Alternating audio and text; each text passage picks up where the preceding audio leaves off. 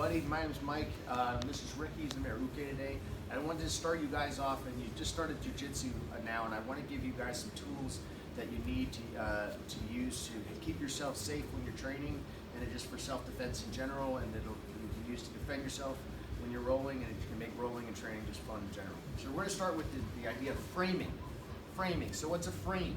Okay, well, I'm going to have my arms out in front of me, and I'm creating a frame, almost like a construction frame out in front of me that I can extend or retract, at will, and I can make it hard. So if Ricky pushes into me, it's hot, it's rigid here, or I can make it so that it's accepting of him. So he pushes in and it bends, it can bend, and all this. It can be rigid too. So it's our frame. So now wherever my hands are, I'm in essence trying to control the space where my hands are. So if anybody comes into my space, I can frame him here, keep him away. Obviously, if he keeps pushing in towards me, he's coming into me. But of course, I have all of this space behind me. So as he comes into me, as I'll keep my frame, I can always move back and redirect and move back, to keep him away from me. This is very basic, but it needs to be explained. Okay. So now Ricky's coming to me. So we're just going to do a little exercise here, where I'm literally just going to move and hold my frame up. And Ricky's a trained MMA fighter, okay, who's an expert at judo throws, wrestling, and striking. For my safety, we're not going to work on striking today. For the sake of the example, I think we could just work on any of the other techniques in all of your arsenal. Today, Ricky, I'm going to give myself a little bit of space. I'm going to use frames and legs to try to keep him off me. I don't know anything about martial arts. Ricky, let's do this. Go.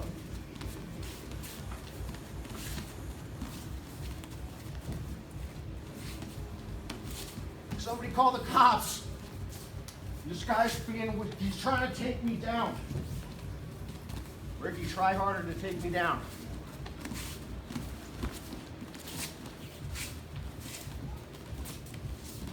Okay. Oh, I stopped framing there. You probably would have gotten me. So that's the idea. You just keep your hands up. Okay, if he drops low, the frames can come down. You're minding his head. You're moving out anytime. So he pushes in, you just move back. You just maintain the space. So that's how you control it. So that's just a basic primer frame. Okay, so now we're a beginner. We're just learning how to play guard and learning some of the basic concepts that will help you protect yourself while you're playing guard, because you'll probably be put there a lot. Okay, because the people training with you will have more experience than you, and so they'll be fighting, trying to fight to achieve the top position. So a lot of times you'll have to fight from guard. So what does that mean? So I'm fighting from my back, and Ricky's trying to push into me, and I can use my legs and my hands again to frame against him. Notice how I'm using so same idea, frame. He's pushing into me. Boom, boom. Now, obviously it's hard for me to move back here because I'm now on the ground. So if he keeps smashing into me, my frames will get tired. Well, he keeps smashing me, So now we're gonna rewind this. So that's me basically getting beat up there. So, but what I'm gonna do here, this time is so when he pushes into me, I can just frame, and now I'm moving my hips back. So he kind of keeps pushing into me, you can keep pushing back.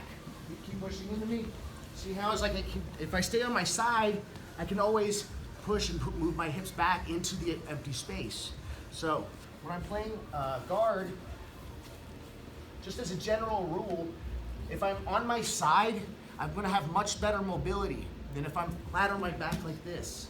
Because if I'm on my side like this, I can always move my hips. I have lots of movement here. If I'm fighting from my back here, suddenly my back doesn't really move that well here, and so I don't have as much mechanical ability to make the space if I need to, because my hips can't go through the ground. If I turn, oh look, my hips, you see. So another rule that when you're trying to fight guard, try to use everything, all your limbs here, even your head, if you have to push them to create frames. So he's trying to push into me to use all of this pressure and gravity to smash me down. So it's very good jiu-jitsu concept at work. But we're gonna load up every limb here is working. So frame here, so I'm framing again, arms here, hands here, making it difficult for him to work to try to pass my guard. Okay, so I'm kind of keeping him out, framing him out. So he pushes into me, I can just shrimp the hips back. Boom, boom. All right, you guys, I wanted to show you one more detail about the frames. So when I was explaining them before, I don't want to give you guys the impression of just kind of setting the frame out, and so Ricky's going to attack me, and I'm just going to he's just going to kind of come into the frame like some kind of outer shell or something like that. What the frames actually are, or how to use your arms or these connections, you always want to look for the connection because you want to be controlling the guy. Again, we go back to that principle of controlling with all four limbs. So if we can reach him with our hands, we should try to make that connection, because our defense starts out here. If we control the space, if he can't enter the space, then we're safe. We're safe. Again, he can't control my hips, can't control my head. So just make sure that you're extending and staying sticky here. The reason is let's say Ricky decides that he wants to stand up, right? Then I feel it like right away, like I feel him backing up. If he decides to push into me right away, oh, see, I feel it right away because I had already made that connection. Okay, if my hand's on his head here, okay, again, let's say he backs out, cool, so I can fill the space right away because I can feel that connection. If he pushes back in, right, oh, I can frame him out and make that space, make the space with my hip, keep the defense going. Now, even again, if I have that connection, he pushes into me, watch, oh, look, I've used the frame as a weapon to redirect his head to create an angle so that I can attack the arm, okay, and it didn't require any kind of muscling at all. It's just changing the angle. Ricky comes at me, frame, look, I'm already to the side of him, pulling on his arm, and it's actually Ricky's head that's directing me. So he pushes into me, look, Ricky pushed me, and all I did was switch to the other side, and there's the arm right there. So this is how you can use the frames as a defensive and offensive weapon, because you're just controlling the space out in front of you that you can reach. So hopefully that helps you guys start out your jiu-jitsu journey so that you can start rolling and having fun training right away. We're going to talk about another guard concept that I like to think about when kind of teaching beginners on how to become effective right away. So one way I like to think about the guard, or maybe we'll talk about how to pass the guard. Maybe that's the best way to explain it. So in order for Ricky to pass my guard, he needs to grab and control my legs in some way to get himself around my legs, and then graduate up to a head control so that he can finish the pass. Just to give an example, I'm just gonna kind of defend him ineffectively. So Ricky's gonna do his favorite pass, and notice how as he's passing, he's controlling my legs, and he's got my collar now, he's got my head, he's gonna keep continuing to pass. My legs can't go. No, he's got my head, I can't turn into him. That's kind of usually how it goes.